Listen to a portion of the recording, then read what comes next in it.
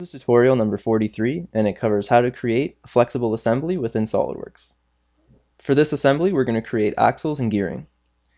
Now to start off, let's open up a brand new assembly file. Let's click File, click New, click Assembly, click OK. Now to start off, let's view the origin. So let's click View, click Origin, and now to get our parts, let's click Browse, and all the parts will be found in the DS2 Group 12 file.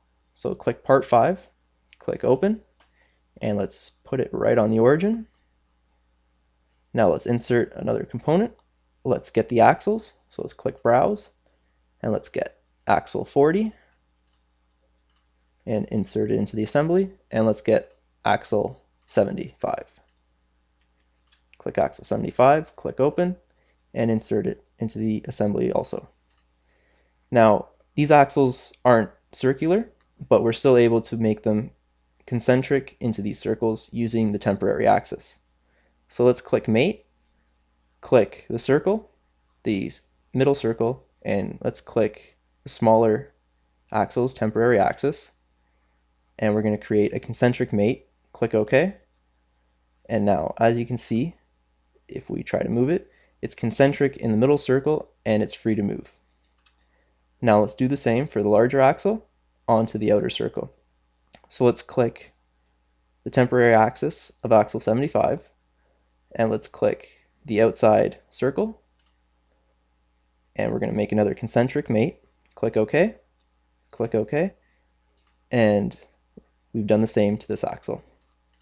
Now let's insert the gears. So let's click Isometric View, click Insert Component, click Browse, click 26P 3P, click Open, click inside the assembly, click Insert Component, click Browse, and let's get 27A 3P.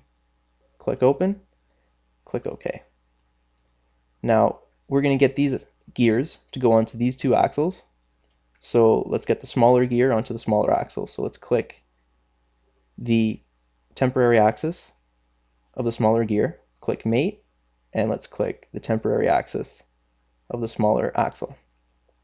Click OK, and now both the axle and the gear are in line, but when you turn the gear, the axle doesn't move. So we have to make them relate to each other. So let's click a flat face on the axle and a flat face on the gear. And we're going to make coincident mates. Click OK. And now when we turn the gear, the axle moves with it. So both move together. Click OK. Now let's do the same for the larger gear. Let's click the temporary axis, click Mate, and click the temporary axis on the larger axle. Click OK. Now click and hold on the larger gear and pull it out.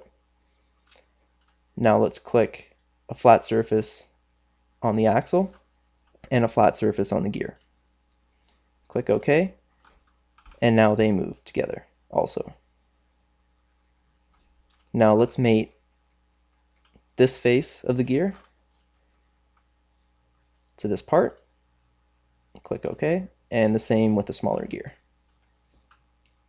Click OK, click OK. Now you can see both gears move, but they're moving independently. We want them to move each other. So let's say that we have a motor moving the smaller gear, so we want to see the bigger gear move after. So to do this, we have to click Mate, click Advanced Mates, and we can click the gear mate. So let's click that. Now for the gear mate, we need to click an edge on each gear. So let's click this edge here and this edge here. Now what we have to do is create a ratio between the two. Now let's say that it's a 3:1, so let's click make this 3 and we'll make that 1. So by this you can see that it is a 3:1 gearing ratio. So click OK, click the front view,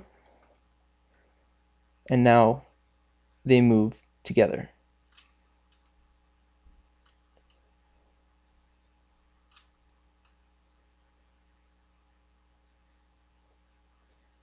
Now, within SolidWorks, my computer is not fast enough to calculate all the gearing ratios. That's why it's stuttering a bit.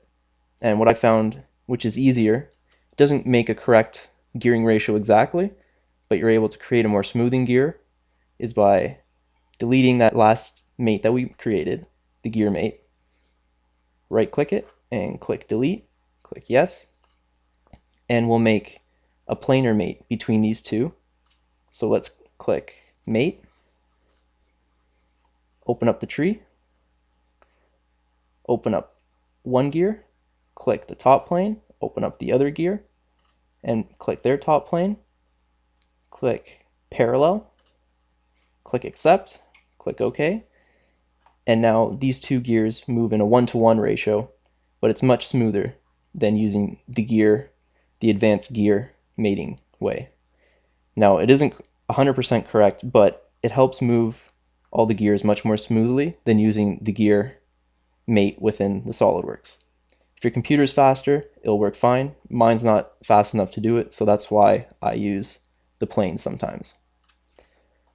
Now let's add another gear to the output shaft. Let's click Insert Component, click Browse, and let's put 27A3P in again. Click Open, insert it into the assembly, click the temporary axis, click Mate, click the temporary axis on the large gear shaft, click OK, pull it out, and let's click one flat face and another flat face, click OK, and let's click this face and this face, click OK, and now as we move this gear, which we can say is hooked up to a motor, we're moving both of those gears to an output shaft, which we could say that this is a tire or wheel that it's moving. Click the front view, and let's look at it at the front, and as we move it, they're both moving. Now again, this is using just the parallel axes.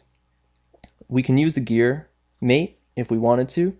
Just, I know with my computer, it's not fast enough to actually make it nice and smooth, so I just use the parallel mates as a quick fix.